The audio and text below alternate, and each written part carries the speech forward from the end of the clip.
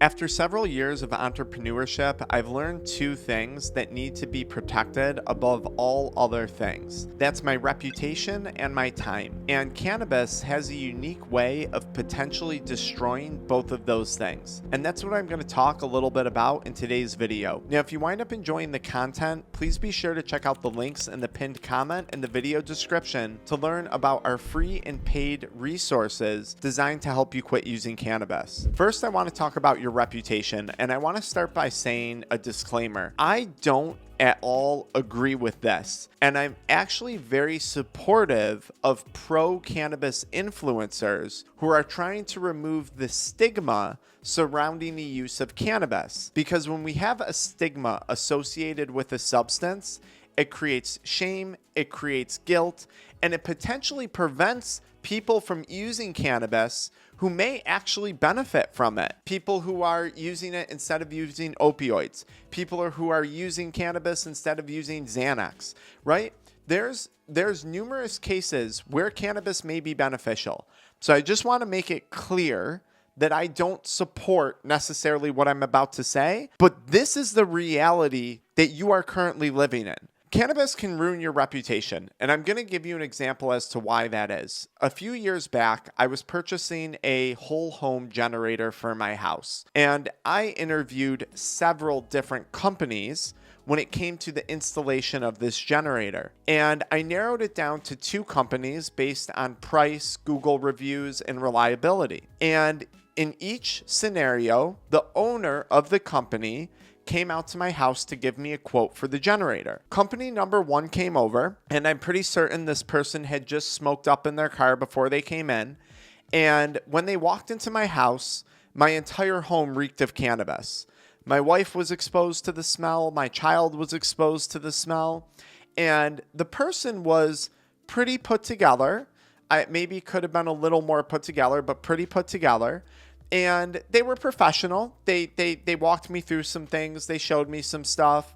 And ultimately, they left later that day. They gave me a quote, and that was that. Now, immediately, I was turned off to the fact I just found it disrespectful that they stunk up my whole house and that my house now smelled like a skunk. I had to go around, open up windows. I thought that was ridiculous. When it comes to purchasing generators, it's not so much the brand of generator that matters, but it's the reliability of the company selling it to you for when the generator doesn't work, when the generator needs to be serviced. When you're in the middle of a blizzard in New York and your generator fails or needs an oil change, I want to know that that person is going to be reliable and that they're going to come service the generator that they sold me.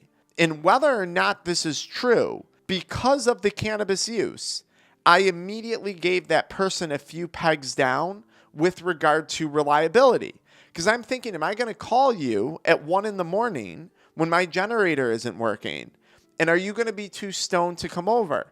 Are you going to be available? And one of the problems with substance use is in some cases with some people, not always, it damages that person's availability. It damages that person's ability to be present. And I'm not saying I'm not proud that I judged that person based on that, but I'm not the only one making that judgment call.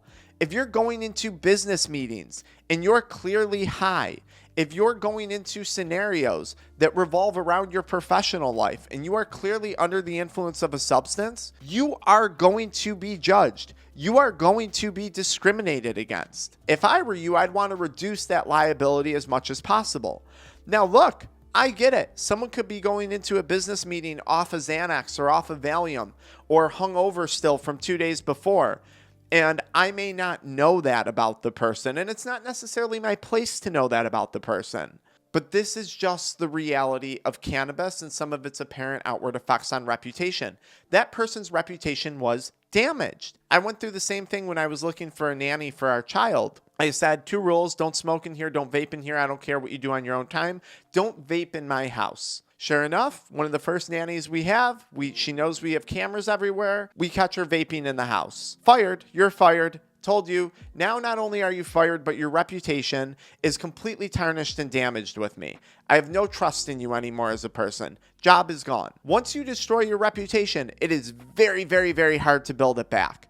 And once you have a good reputation, it's very, very hard to continually maintain it. Person number 2 with the generator. This individual comes over on time, on point.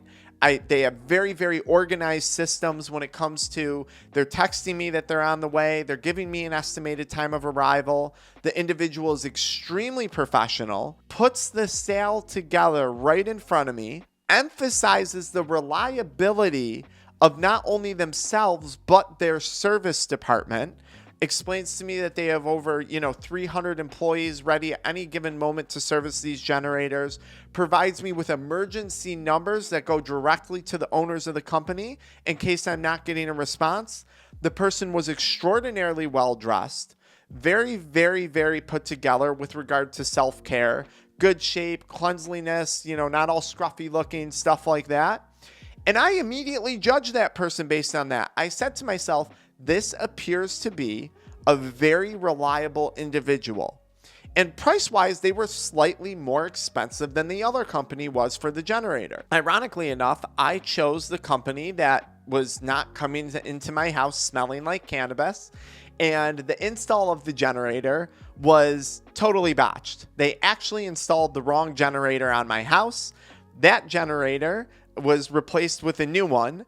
And then the new generator was faulty, and I called their service line and I'm like, why is your generator going off all day long when my power's not out? Initially, they were like, well, it's probably a brownout. It's not a problem on our generator. Called them back again. Now I'm really pissed off because I spent a lot of money and I chose this company for reliability. And they're kind of giving me the runaround. Eventually, everything was sorted out. There was some miscommunications that occurred. They took care of it, and the service has been great ever since. I'm sharing this with you because it's ironic, but this is important for you guys to understand, because I judged that first person on stinking up my house like cannabis as being unreliable, not dependable. And I judged that other person who actually got the sale on not smelling like cannabis, being reliable, being dependable. And it turned out that to start, they installed the wrong freaking generator in my house. Maybe the cannabis person would have installed the right one, and maybe they wouldn't have had all the technical issues that the company I chose to go with did. And I'm just trying to tell you guys, the stigma and the way it can impact your reputation is very real.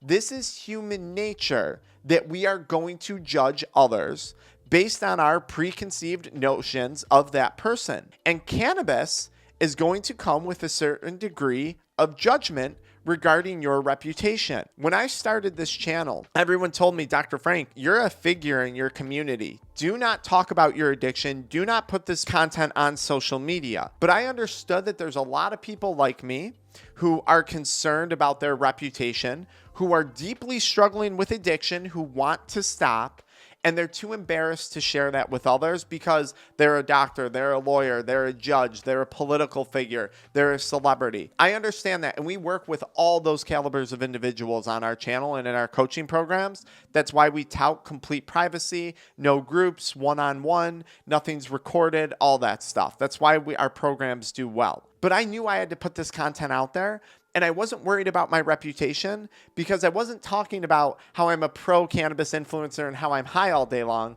I was coming out talking about, hey, I struggle with addiction just like millions of people do in silence, and I want to share my story with you to actually help others level up in life, not level down. So ultimately, I was okay with sharing my story and putting my reputation on the line. Now, the other thing that cannabis deeply damages is your time. If you're spending time high and you're not someone who's productive during that time, or if you are someone who is productive but could be more productive sober, maybe it's time to consider quitting. Time and reputation are two very, very, very, very valuable things. And they tend to go hand in hand, because the more time I have to take positive actions in my businesses, in my family life, the more likely I am to build a positive reputation and maintain that reputation. The less time I have, the more time I'm wasting, the more likely I am to somewhere slip up and damage my reputation along the line.